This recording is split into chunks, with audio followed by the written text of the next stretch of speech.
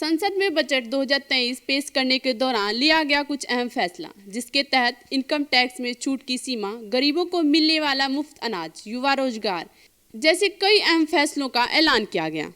वित्त मंत्री निर्मला सीतारमण ने टैक्स पेयर को राहत तो दी ही, साथ ही कुछ फैसलों पर लोगों का टेंशन भी बढ़ा दिया है। चलिए आपको बताते हैं कि संसद में वित्त मंत्री के द्वारा किया गया ऐलान में किस मामलों पर छूट दिया गया है। अब सालाना 7 लाख रुपए तक की कमाई होने पर इनकम टैक्स नहीं देना होगा। यह छूट केवल नए टैक्स रिजम के तहत मिलेगी। वहीं मोबाइल फोन, टीवी सस्ते होंगे, हीरो की कीमत में भी कमी होगी। तो वहीं दूसरी तरफ चांदी से बने आइटम महंगे होंगे। सरकार ने कृषि क्रेडिट कार्ड में 20 लाख करोड़ बढ़ाने की घोषणा की है। इसके अलावा digital public infrastructure for agriculture से किसानों को खाद बीज से लेकर मार्केट और स्टार्टअप तक की जानकारी मिल सकेगी। तो वहीं एग्रीकल्चर एक्सीलरेटर फंड के जरिए गांव में युवाओं को स्टार्टअप करने का मौका मिलेगा। तो वहीं रेलवे को 2.40 लाख करोड़ रुपए का बजट दिया गया है, जो 2014 के मुकाबले ये रेल बजट 9 गुना ज्यादा है। साथ ही पीएम आवास योजना के बजट में 66% बढ़ोतरी हुई है। तो वहीं 2014 के बजट के मुकाबले 157 मेडिकल कॉलेज के साथ 157 नई नर्सिंग होम खोले जाने का ऐलान किया गया है। आइए अब जानते हैं कि नए बजट को लेकर पूर्णिया वासियों की क्या प्रतिक्रिया रही है। जब देश का सर्वे सर्वा वही निर्णय लेते हैं और वही अपने इशारे पर वह काम कराते हैं जिससे कि देश का बनता धार हो जाए, और कोई वित्त मंत्री का कोई अपना स्वतंत्र अस्तित्व नहीं है। उनको तो जैसा प्रधानमंत्री जी निर्देश देते हैं उसी हिसाब से वो चलते हैं। देश की जनता के लिए आज अभी का जो बजट है वो बहुत ही अच्छी बजट नहीं है। इससे बहुत सारी निराशा लोगों में है, खासकर गृहिणियों में भी बहुत निराशा है। जो गैस का कीमत अभी तक पूरी तरह से कम नहीं किया जा रहा है, जो 500 रुपए का सिलेंडर 1200 रुपया में लिया जा रहा है, तो इससे और महंगाई पर तो कंट्रोल कहाँ से होगा।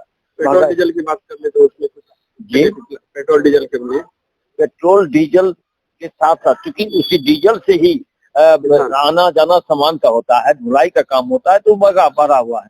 तीसरी बात एक है कि जीएसटी की बात जब कांग्रेस सरकार ने किया था तो फ्लैटली वो किया था 12% का, लेकिन अभी की सरकार उसमें इस तरह का ये जीएसटी है कि खास करके छोटे दुकानदार बहुत परेशान है, क्योंकि उनको तो नीचे कस्टमर से भी लेना पड़ता है, देना भी पड़ता है, और 3-3 बार 4-4 बार उस जीएसटी को ये लोग लाद रहा है छोटे दुकानदार को। छोटे दुकानदार को भी बहुत परेशानी हो रही है। इस वजह से आप लोग संतुष्ट नहीं है? संतुष्ट होने का सवाल ही नहीं होता। देश गर्त में जा रहा आर्थिक रूप से, देश की जो स्थिति है वो आप तमाम लोग मीडिया के भाई लोग सारे लोग समझते हैं कि उनके परिवार के भी लोग, उनके यहाँ भी गैसें जाती है, उनको भी पेट्रोल और डीजल का काम पड़ता है, और सारे दुकानदार हो कि विद्यार्थी हो, छात्र हो, सब लोग आज दुखी है। बजट से कोई फायदा होने वाला नहीं है अगर स्वयं देश का प्रधानमंत्री जब तक स्वयं निर्णय नहीं लेंगे कि देश की जनता के लिए कुछ हो। और एक बात, आरोप तो हम नहीं लगाएंगे, लेकिन इतना जरूर हम कहेंगे, जिनके घर में अपने स्वयं के कोई बच्चे नहीं हो, वो देश के और लोगों के बच्चों के प्रति कहाँ से सहानुभूति रख सकेंगे। हमको लगता है कि प्रधानमंत्री जी इसी सोच पर काम करते हैं, अगर हमारा कोनो बाल बच्चा है, महंगाई बढ़ती है तो बढ़ती रहे, मुख्य कारण लग रहा है। मुख्य नाम रंजन सिंह, पूर्व जिलाध्यक्ष कांग्रेस। जनता के आशा के अनुरूप यह बजट है, जिसमें समाज के सभी वर्गों के हितों का ध्यान रखा गया है। खास करके बेरोजगार नौजवानों के लिए प्रधानमंत्री स्किल रोजगार योजना जैसी कार्य किए जा रहे हैं। रेलवे को भी इस बार बहुत अधिक महत्व दिया गया है। सीनियर सिटीजन का जो दायित्व पहले बीच में चालू था उसको बंद कर दिया गया था, फिर से उसको सीनियर सिटीजन को इस बार प्रमुखता दी गई है। महिलाओं और बच्चों के लिए विशेष व्यवस्था की गई है।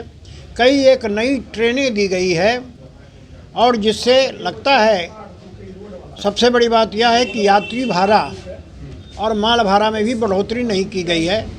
इनकम टैक्स बढ़ाया गया है, पहले 5,000 था, उसको बढ़ा के 7,000 कर दिया गया है, और किसानों के हितों का भी ख्याल रखा गया है। सब मिलाकर के हम कह सकते हैं कि यह बजट जो है बहुजन हिताय बहुजन सुखाय को ध्यान में रख करके ही बनाया गया है।